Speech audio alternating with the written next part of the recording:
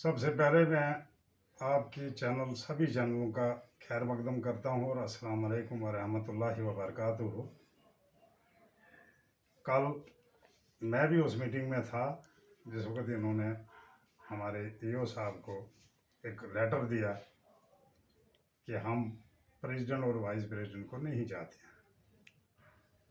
तो यहाँ पर बात हुई तो हमने ईओ साहब को कहा कि आप देख लो कानूनी क्या होता है, तो वो आप प्रोसीजर करके फॉलो कर लो। ये कल हमारी बात हुई यहाँ पर। तो इसके साथ में आप ये बता दीजिए कि क्या नौबत उन्होंने जो इल्ज़ामात मेरे पर लगाए हैं मैं सिरे से उनको नकारता हूँ, क्योंकि वो सारे बेबुनियाद हैं। ये बड़ी किसी गैंग की साजिश है हमारे खिलाफ। आप मीडिया वाले भी बखूबी जानते हैं कि जो हमने अपना पीरियड में काम किया वो सारे आपके सामने हैं। मेरे खिलाफ जितने भी उन्होंने इल्ज़ामात लगाए हैं मैं आपको प्रूफ दिखाऊंगा उनका, कि उन्होंने हम पर इल्ज़ाम लगाया कि हमने 2.5 साल में 3 या 4 मीटिंगें की हैं, और हमारे पास प्रूफ है पूरा कि हमने आज तक जितनी भी मीटिंगें की है 4 या 5 की हैं पर मंथ। कोविड-19 में मैं शाना बशाना रहा इस ऑफिस को चलाए, क्योंकि हमारे पास ईओ बर वक्त मौजूद नहीं था। उसमें बखूबी एसडीएम साहब भी हमारे यहीं पर हैं, उनको भी पता है। मैंने इस दफ्तर को चलाने के लिए अपनी तरफ से हतल बसा कोशिश की जितना मुझसे बन पड़ा। जहां सवाल रहा कि मैंने उनको बुलाया नहीं, वो आप हमारा रिकॉर्ड देख सकते हैं, हमारे पास पूरा रिकॉर्ड है। वार्ड नंबर 5, वार्ड नंबर 7, क्योंकि वार्ड नंबर 7 और 5 जो है ये सबसे बड़ा वार्ड है। इसमें दूर दूर एरिया हमारे फैले हुए हैं। हमारा जो भी पैसा आता है वो लिमिटेड पैसा आता है। उसमें जितना जितना जिसका शेयर बनता है उतना उतना वो उनसे बात करके उनके साथ मीटिंग करके हम उनको देते हैं। कई जगहों पर मैंने उनसे मशवरा लेकर ये कहा कि मैंने कहा कुछ पैसे कम आ रहे हैं तो हम एक एक वार्ड में लगाएंगे। उस गर्ज से मैंने अपने वार्ड को थोड़ा पीछे रखा। फिर जब हमारा माई टाउन माई प्राइड का आया, as per guidelines of engineer wing, उनको मैंने साथ लिया। मैंने कहा हमने ये रास्ते इन्होंने चुने हैं, इनको बनाना है, इनमें आप देखो कि कितना कितना पैसा लगेगा। उन्होंने जितना जितना पैसा बताया हमने उतना उतना पैसा उनको रखा। फिर अपने वार्ड की भी कुछ मजबूरियां थी, उनके लिए भी मैंने थोड़ा सा शेयर ज़्यादा रखा, क्योंकि मैंने पहले ही इनको कुछ शेयर्स दे चुका था।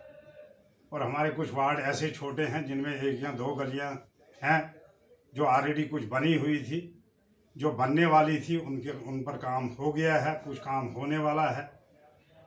तो ये बिल्कुल सिरों से जितना भी इल्ज़ाम मुझ पर लगा है आप मार्केट में देख सकते हैं 2.5 साल में कि क्या प्रेसिडेंट ने किसी से 10 रुपये खाए। ये सारे इल्ज़ामात मुझ पर जो हैं ये बेबुनियाद हैं। मैं इनको सरे से नकारता हूँ। क्या जो 5 मेंबरान हैं, किसी मेंबर से मैं कई मेंबरों से बात कर चुका इस बारे में। उन्होंने कहा कि एक आदमी आया जी, एक मेंबर हमारा आया, उसने कहा जी हमने कोई रेजोल्यूशन पास करना है तो आप इस पर साइन दे दो। हमें ये पता नहीं था कि रेजोल्यूशन में क्या लिखा है, हमने देखा ही नहीं।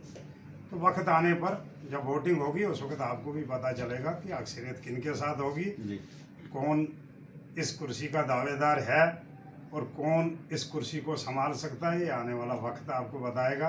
एक बड़ा इम्पोर्टेंट प्रोसीजर है, इसमें कर सकते हैं क्योंकि मैं भी चाहता हूं कि हर एक को टाइम मिले, मगर ये हाईकमांड का फैसला था जिसमें मैं खुद बजात खुद कोई फैसला नहीं ले सका, क्योंकि हाईकमांड को लगा होगा कि इस कुर्सी पर हमने ये कुर्सी चलानी है, क्योंकि लोगों के काम भी होने चाहिए।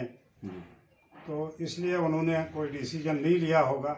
ये हाईकमांड ही ज़्यादा बेहतर समझती है। पब्लिक जानना चाहेंगे कि हाईकमांड आप किन्हें कह रहे हैं? हाईकमांड जैसे यहाँ पर एक्स MLA साहब हैं, विकार रसूल साहब हैं, हमारे डिस्ट्रिक्ट प्रेसिडेंट फारूक अहमद कटोच साहब हैं, या हमारे जो भी हैं ये हमारे क्या नाम है इनका आलमगीर साहब हैं। ये हमारी हाईकमांड है मशवरा किए बगैर ये मोशन लाया है ये पार्टी पर ही डिसीजन हम छोड़ रहे हैं कि पार्टी क्या फैसला करेगी। जो भी पार्टी का फैसला आएगा वो मेरे पर। मुआहिदे के हवाले से बात करेंगे सर। मुआहिदे के हवाले से कल एक कि वो पार्टी का एक फैसला था, पार्टी में एक माहिदा हुआ था, पार्टी ने इसमें क्या मुनासिब समझकर हमको इतना टाइम दिया, या हमारी कारकर्दगी देखो जो आपको भी आया है कि हमने जो भी किया। मैंने अभी अपने घर की एक सीढ़ी का सेटअप नहीं बनाया है, तो मैंने सोचा कि चलो ये वार्ड्स हमारे जो हैं बिछड़े हुए हैं, क्योंकि हमने जब कार्यकाल संभाला तब से हमारे पास ईओज की प्रॉब्लम रही, ईओज नहीं थे, तो हमने खुद इस चीज़ को हैंडल किया, जिसमें फारूक खान साहब ने हमको अप्रिशिएट भी किया था कि कभी कभी आप चलाया करो ये चीज़, क्योंकि ये लोगों की मजबूरियां हैं। तो सर फॉर हमने खाली पार्टी को ही देखते रहे। अगर इन लोगों को ये चीज़ करनी थी, इनको पहले चाहिए था 5 के 5 हाईकमांड के पास जाते, उनसे मशवरा लेते कि भाई हमने जी इस तरह करना है आपके वादे के मुताबिक, तो आप ये कर लो जी। इन्होंने हाईकमांड से नहीं पूछा, कोई मीटिंग नहीं हुई। तो इसमें जो आदमी इसको पहल कर रहा है, मुझे पता है उनके पीछे कौन कौन से हैं, वो बेनकाब हो जाएंगे, आपके सामने आ जाएंगे वो इंशाल्लाह अनकरीब। और मैं दावा करता हूं कि इस कुर्सी पर अगर विराजमान रहेगा कोई, तो वो पुराना ही प्रेसिडेंट रहेगा। तो चलिए आप इस कुर्सी पर रहूं ना रहूं, मगर मेरी दिली तमन्ना है कि मैं इस म्यूनसिपलिटी को एक खूबसूरत शक्ल दे दूं। जो इसमें कामियां हैं, जो भी खमियां हैं, जो भी ड्रेन का आपने मसला उठाया, ड्रेन में हमारी कुछ प्रॉब्लम्स आ रही थी, वो हमने पिछली मीटिंग में कमिश्नर साहब से डिस्कस करके वो कमियां ख़त्म कर ली, और ठेकेदारों के साथ मीटिंग करके, जिसमें हमारे इंजीनियरिंग विंग भी था, हमारे ईओ साहब भी थे, उनके साथ डिस्कस करके मुझे उम्मीद है इंशाल्लाह मेरी ही कार्यकाल में काम शुरू होगा। तो बाकी हमने अपनी वसादत से, मैं जम्मू गया, मैंने बड़ी कोशिश की कि मैं बनाल को कुछ 4 चीज़ें ला कर दूँ। हमने कमिश्नर साहब से रिक्वेस्ट करके हमने एक मेगा प्रोजेक्ट करवाया, जिसमें हमने 4-5 बड़े काम रखे हैं, जिसमें हमारा देराना मांग थी शॉपिंग कम्प्लेक्स जो जला था, उसका हमने प्रोजेक्ट दिया है 5 करोड़ रुपया, वो सैंक्शन भी हो गया है, वो ऑलरेडी डायरेक्टर साहब के पास पहुंचा है, उसका डीपीआर भी हमारे पास तैयार है, वो हम सबमिट करेंगे। मुझे उम्मीद है इंशाल्लाह 2-3 महीने में ये सब काम शुरू हो जाएंगे। मैं प्रेसिडेंट रहूं ना रहूं, एज मेंबर मैं इन कामों पर खुद निगरानी करूंगा, चाहे मुझे अपनी ज़ात पर डायरेक्टर ऑफिस जाना पड़े, कमिश्नर साहब से मिलना पड़े, मैं ये सब कुछ करके बनाल की तरक्की के लिए काम करूंगा, करता आया हूं और आगे भी करता रहूंगा। प्रेसिडेंट साहब आप ये बताएं, दोषी किसी को नहीं ठहराएंगे, हम दोषी ठहराएंगे एक ही आदमी को कि हमारे पास जो फंड्स हैं, क्योंकि हमारी पॉपुलेशन कम है, हमको फंड्स कम आते हैं, इसलिए हम दोषी समझते हैं अपने आप को ही कि हमारी म्यूनसिपलिटी की पॉपुलेशन अगर हम देखें तो है बहुत ज़्यादा, मगर 2011 की सेंसस जो हुई है उसके हिसाब से जो हमारा शेयर ऊपर से आता है वो बहुत कम आता है। और मुझे उम्मीद है इंशाल्लाह माई टाउन माई प्राइड में हमारे 20-25 लाख रुपए सेव हुए हैं, उस पर भी डायरेक्टर साहब से बात चल रही है। कमिश्नर साहब को भी मैंने परसों एक फैक्स भेजा कि हमको अथोराइज किया जाए ताकि हम दूसरे 2 और काम इनमें रखें। तो मुझे उम्मीद है इंशाल्लाह जिन वार्डों की शिकायत है वो इंशाल्लाह इसी महीने में पूरी हो जाएंगी। एनक्रोचमेंट देखकर आश्चर्य होता है कि ये जो इंक्रोचमेंटें लोगों ने की हैं, मगर इसमें हमारे कुछ प्रोसीजर्स हैं कि इसमें ज़्यादा पावर्स हमारे ईओ साहब के पास होते हैं। तो ईओ साहब हमारे पास मौजूद नहीं थे, अब हमारे पास ईओ साहब आए हैं, वो लोकल हैं यहाँ के। मुझे उम्मीद है, मैंने कल भी उनसे डिस्कस की कि जनाब इस जगह हमको प्रॉब्लम है, आपको जाना पड़ेगा, हम तहसीलदार साहब को भी साथ उठाएंगे, ज़रूरत पड़ी तो एसडीएम साहब को भी साथ उठाएंगे।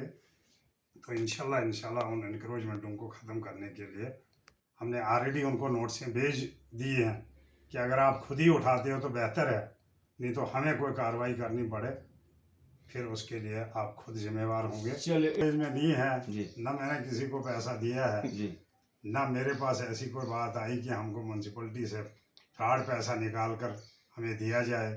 क्योंकि वो तो मैं कर नहीं सकता हूँ, क्योंकि मेरा सर मैं ज़मीर कभी म्यूनसिपलिटी की सर बात नहीं कर रहा हूँ, मैं इजाज़त ये बता रहा हूँ कि अपना है कि जी। मेरा कोई यार दोस्त है वार्ड मेंबर, उसको कभी मेरी ज़रूरत पड़ी, मुझे उसकी ज़रूरत पड़ी, जी तो उसमें हमने कोई लेन देन किया होगा, जी तो वो मैं कह नहीं सकता हूँ। जी बाकी इस तरह कोई बात नहीं है। जी ये आपके पास जो खबर आई है ये बेबुनियाद है। जी बेबुनियाद नहीं है सर। अगर उसके आप लिए चेयरमैन मैंने रहते हैं उसके आपको भी कई बार वर्बली भी कहा है कि जी आप ज़्यादा बेहतर इसको उछाल सकते हैं, जी क्योंकि मैं एज प्राइवेट हूँ, जी मैं सिविल आदमी हूँ, जी। मुझे कल 10 आदमी के साथ फिर उठना बैठना है, जी तो मेरी भी कोशिश रहेगी कि मैं इस इंक्रोचमेंट के लिए कुछ ना कुछ स्टेप उठाऊँ। जी शायद आपकी नॉलेज में नहीं होगा, मैंने ऑलरेडी कुछ दस्तावेज भेजे हैं, जी उनका इंतज़ार है, आपके सामने मंजर आम पर आएगा वो।